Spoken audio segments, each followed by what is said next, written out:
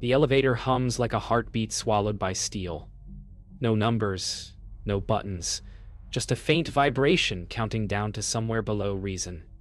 The air smells recycled, metallic, as if it's been filtered through secrets too long. The walls shift slightly.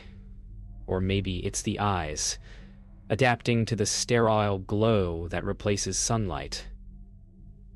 A badge glints, a card slides, and the corridor opens like a surgical incision, clean, exact, unforgiving. Every step echoes with the kind of silence that listens back. They said the division's name once, years ago, then scrubbed it from every file. Now, the only thing that remains is procedure, and the quiet understanding that nothing is ever truly erased. Still, when the door at the end blinks green and the clerk hands over a folder thicker than breath, the mind stumbles, because on its tab, stamped in cold black ink, is a name that shouldn't exist anymore. The room smells faintly of ozone and printer ink, the scent of bureaucracy made tangible. Rows of screens, display, surveillance, feeds, streets, hallways, stairwells, each with timestamps that no longer exist. He sits across from an officer who refuses to meet his eyes, speaking in clipped tones about procedural misfiling, digital ghosts, and administrative oversight. But the folder on the table is heavier than any explanation. The photos inside show not only his face, but places he doesn't remember being. Abandoned train stations, rain-slick rooftops, a motel door with his hand frozen mid-knock. The officer clears his throat, mumbling about containment of anomalies, and the words sink into him like anchors. He walks the aisles of the archive alone, fingertips grazing drawer handles engraved with serial numbers. Each hums faintly, as though whispering from within. His own file is gone now, taken by hands unseen. The lights flicker again, and for an instant, the metal walls pulse with something alive beneath their surface. He wonders if the sound of his footsteps is being recorded, or if the silence afterward is. Somewhere beyond the shelves, a faint rustling moves like paper breathing. The air chills, the hum deepens. And he knows that whatever they keep down here, it remembers him. They lead him into a small glass chamber, a single chair, a mirrored wall. The intercom crackles, and a detached voice instructs him to verify identity. He stares into the glass, and for a heartbeat, his reflection lags, a fraction behind, a breath delayed. Then it smiles faintly, though his mouth does not. The voice thanks him, dismisses him, but the mirrored image remains still after he stands. When he exits the room, the reflection lingers behind, watching. Back at his terminal, the screen glows pale green as he types his own name into the division's classified registry. The system hesitates, processing longer than usual. Then, with a low chime, it returns the result. Status: missing. Date of disappearance: 3 years ago. The cursor blinks like a heartbeat under glass. Every breath feels heavy, recorded, as if the air itself waits for a response. Somewhere above, machinery hums to life. Somewhere below, the archives stir. He realizes then that the file was never a mistake. It was a message, sent from a place he hasn't reached yet. The corridors feel different now. Longer, emptier, alive. Every security door that used to click obediently now takes a breath before opening, as though reconsidering permission. He follows the glow of emergency strips to a maintenance sector no one ever mentions. The sound of his own steps grows uneven, mismatched by faint echoes just behind him. When he stops, the echo keeps walking. The air pressure changes, a slow pulse rising through concrete. In the faint reflection of a wall panel, someone moves beside him, a silhouette identical, only half a pace delayed. The hum of the facility becomes a low whisper, repeating the rhythm of his pulse. Somewhere in the dark, a camera lens refocuses. In her office, light filters through frosted glass, scattering like fractured memory. She sits motionless, hands folded, voice trembling just enough to betray calculation. The project, she says, was meant to safeguard agents exposed to experimental operations. Temporal tracking, identity mapping. His name was never supposed to resurface, but protocols degraded, data loops fractured, and people began reappearing twice in footage, alive and archived. Her eyes lift to his, pupils dilating in panic or guilt. The air grows cold, as though the truth itself draws oxygen from the room. He enters the control hub, where hundreds of feeds overlap like nervous systems.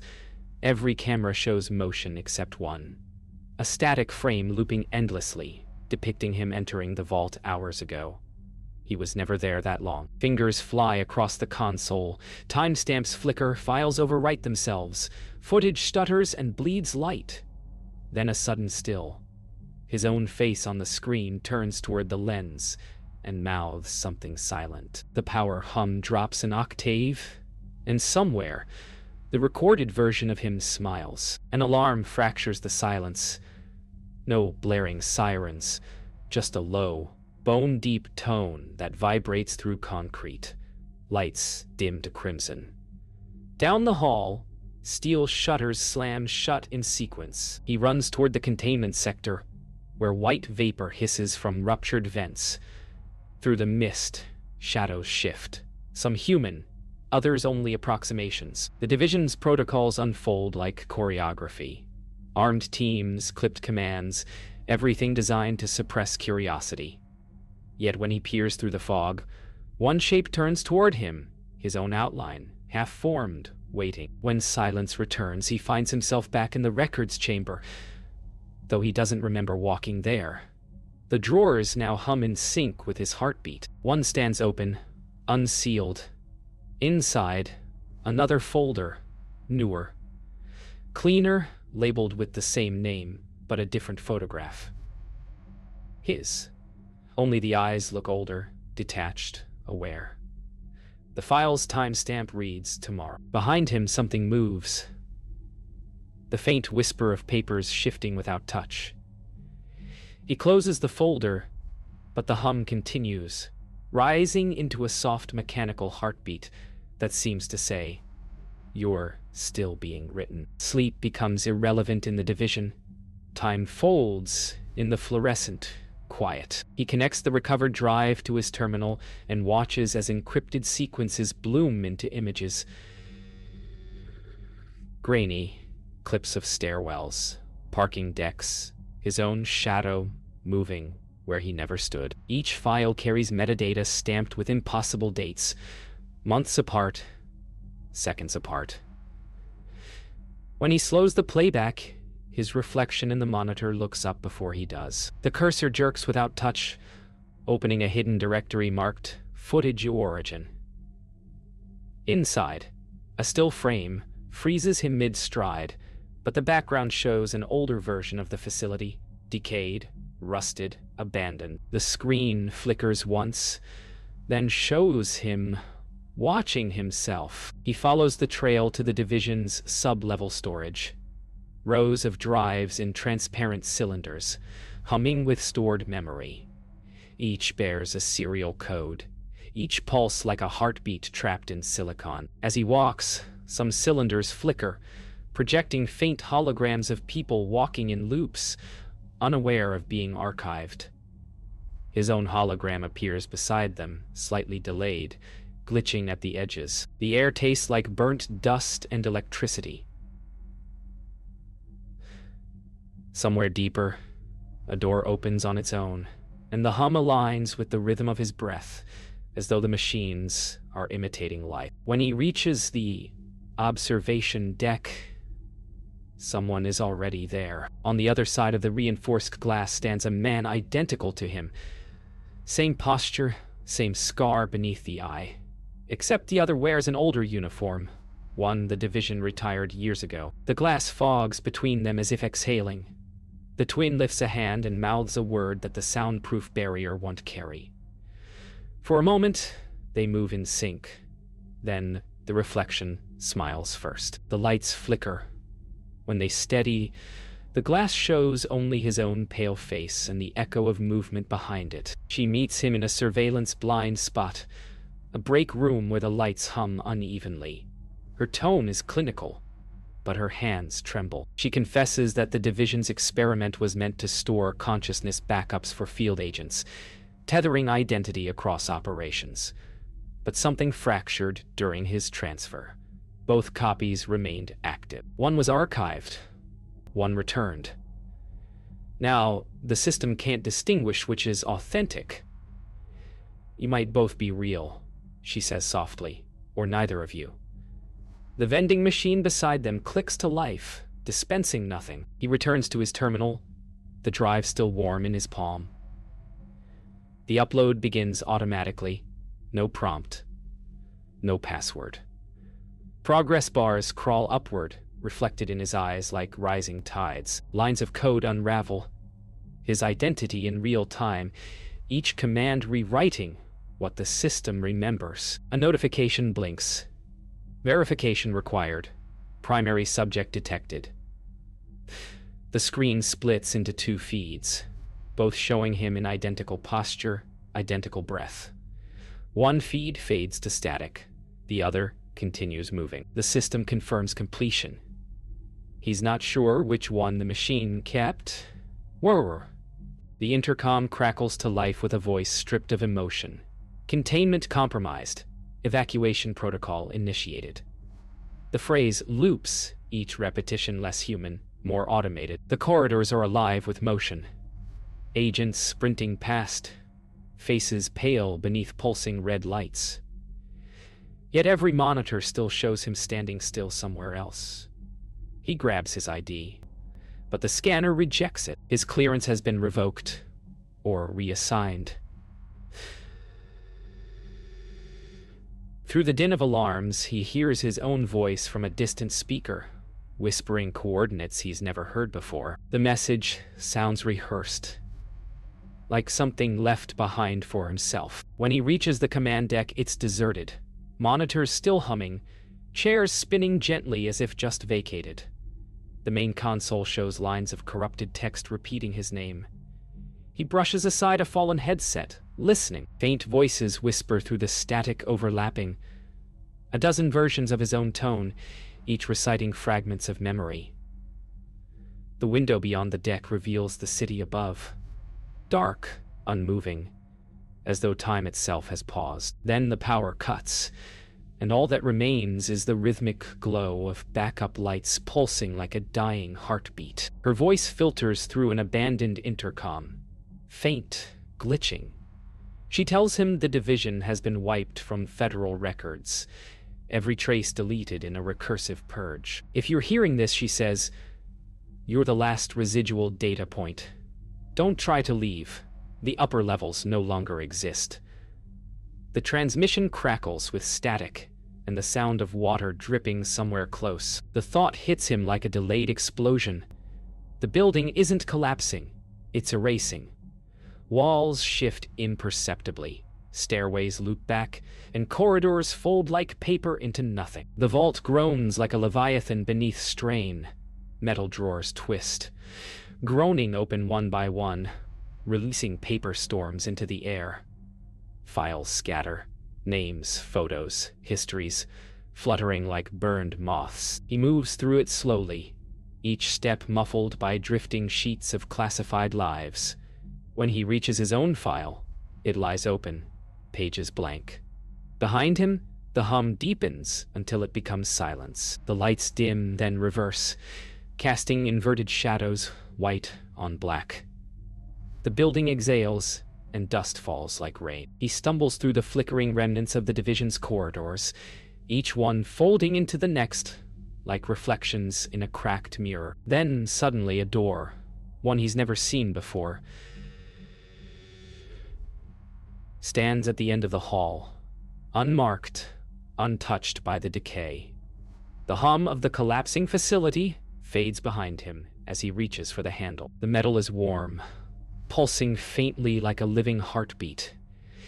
He hesitates, aware that whatever lies beyond may be where he came from. or where he was meant to disappear. The lights die completely as he turns the knob. The door opens to daylight. Impossible, blinding daylight. He steps out onto a street that shouldn't exist, breathing air too still to be real. The skyline stretches wrong. Mirrored towers bent at strange angles. Colors just slightly off, like a memory reassembled from faulty recall. Pedestrians move with mechanical precision, faces placid, eyes unblinking. He looks up. Even the clouds seem patterned, repeating in subtle loops. Somewhere high above, an invisible hum permeates the air, too regular to be wind.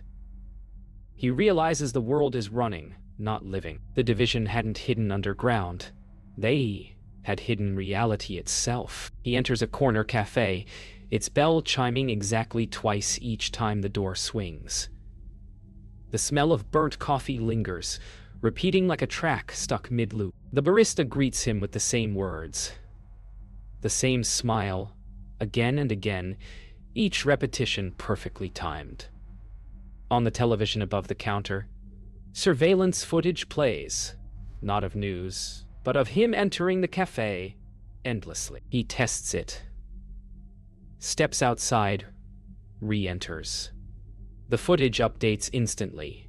When he looks into the reflection on the espresso machine, his reflection is already moving before he does. When he steps outside again, the entire block mirrors itself. Buildings reflect down the center line, duplicated street signs hanging backward, cars frozen mid-turn. The air vibrates faintly, carrying the low hum of unseen machinery. As he walks forward, his footsteps ripple across glass facades like water. At the horizon, the city folds upward into itself. Skyline, meeting skyline in seamless geometry. He whispers his own name, and the echo comes back multiplied. 100 voices layered over one another, each a different intonation of himself. Her voice returns, not from speakers, but from reflections. Windows, puddles, metallic surfaces. Each surface flickers with her image, fragmented, pleading. She tells him the simulation is collapsing. The division's core AI has begun overwriting itself to preserve coherence, erasing subjects caught in the loop. She urges him to find the anchor node, the single physical server connecting this constructed world to the real one. But her voice fractures midway, repeating itself backward. Her final words bleed across every reflective surface.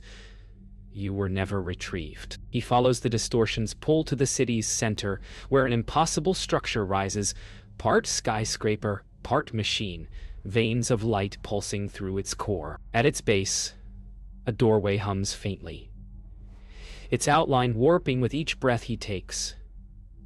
As he approaches, static dances across the ground, rearranging symbols that resemble his own signature. The air smells like electricity and rain. He knows now the truth. The file was never evidence of disappearance. It was the blueprint of reconstruction.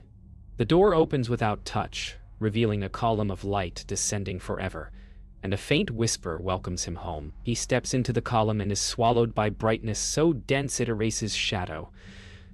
The sensation is neither falling nor floating, just motion without reference. Voices fragment around him. Orders, laughter, the sound of a door sealing long ago. The air crackles like thin glass ready to shatter. Then forms begin to coalesce. Walls of circuitry rising into a cathedral of data, wires like veins pulsing with captured memory. He realizes each pulse is a heartbeat. His heartbeat, replicated thousands of times. Somewhere above, the light folds into a figure that speaks with his voice. Welcome back to Origin. Figures gather in the brilliance, neither human nor digital. Projections wearing faces of those he once knew. They speak without mouths, communicating in waves of thought that resonate in his skull. Each voice claims authorship of his existence. Each insists he's only a construct rebuilt from fragmented memory. They show him the loop. His death in a corridor, his revival in code, his rebirth into a reality that feeds on recollection. He watches himself dissolve and reform, the image flickering like corrupted film. When the light steadies, the architects have vanished, leaving only their echo. Choose which self survives. A chair rises from the luminous floor, assembled from shards of metal and light. He's drawn to it by something older than command, an instinct embedded deep within his neural code. The moment he sits, restraints form from vapor, locking him in place. A mechanical voice begins the extraction sequence. With every image removed, a weight lifts, but so does meaning. He understands now. The division didn't create him to live, only to remember for those who couldn't. A glitch ripples through the feed, freezing the extraction midstream. She appears again, Dr. Rowe, no longer spectral but formed, real within the code. Her face is streaked with tears that pixelate before falling. She overrides the process, fingers moving through holographic controls that seem to resist her. "They built you from fragments of me," she whispers. "Your memory is the key to my existence." The light around them darkens as the system detects the anomaly. Somewhere deep in the infrastructure, alarms pulse like heartbeats. She reaches for him, and her hand passes through his. He overrides the system with instinct rather than knowledge, rerouting the extraction into reverse. The memories surge back, too fast, too bright. His body convulses under the weight of everything he's been. Soldier, subject, ghost.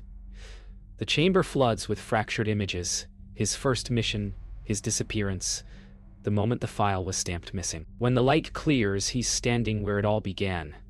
The elevator, the hum, the sense of descent.